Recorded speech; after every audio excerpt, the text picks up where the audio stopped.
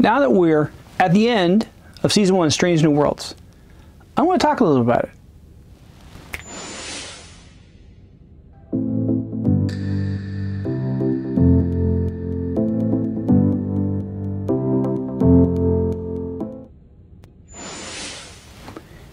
Greetings, Dave here, GCBFX. Having a little fun there. Total aside, I was at the Elmvale Sci-Fi Festival last weekend, and it was a lot of fun. I went with this, and I had my Delta Vega Props tricorder, and I was showing off. And someone came up to me and said, "Excuse me, are you Q?" To which I said, "No, but I'll take it, thank you." So that's why I did that. I had a lot of fun, met a cool author, as you saw in my shorts, and it sounds funny when I say it when you're in my shorts. It's a fun book so far. It's called Nexus Point by Kay Pimpinella. It's enjoyable. It is interesting. The sci-fi is not bad. It's avoiding a lot of the tropes. I'll give you a better review as I get through it. Anyway, to the subject at hand. Now, it's funny. I'm caught up. I watched the last episode. In fact, I watched the last 3 in a row, and holy, what a roller coaster. The fantasy storybook 1, and then the Predator Aliens ripoff, Gorn, and then the final episode.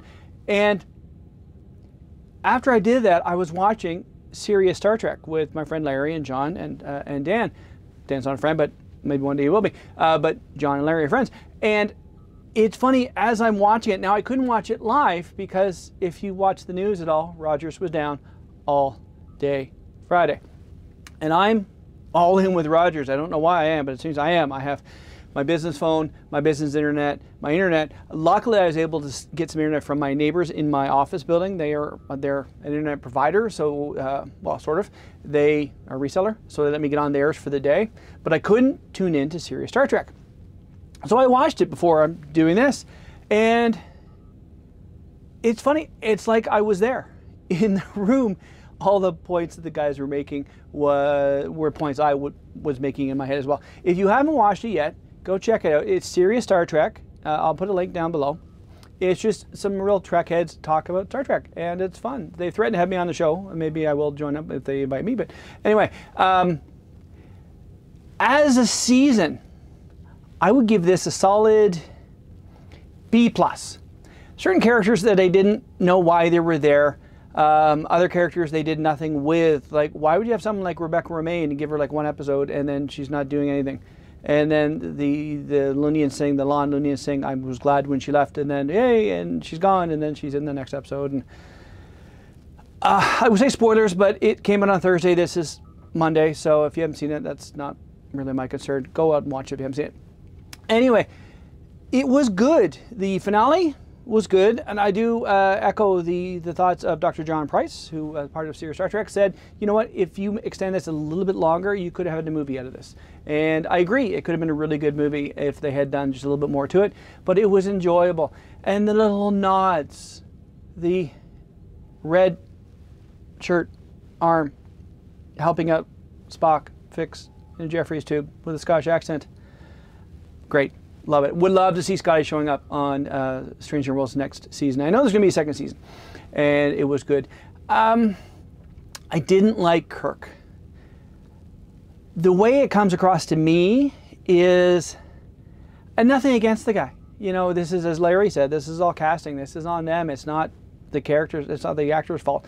It was, to me, I kept seeing Jim Carrey playing Kirk on In Living Color. I didn't see Kirk at all. The guy was 20 pounds lighter than he should have been. He didn't really have the right commanding presence that he should have to be a Kirk.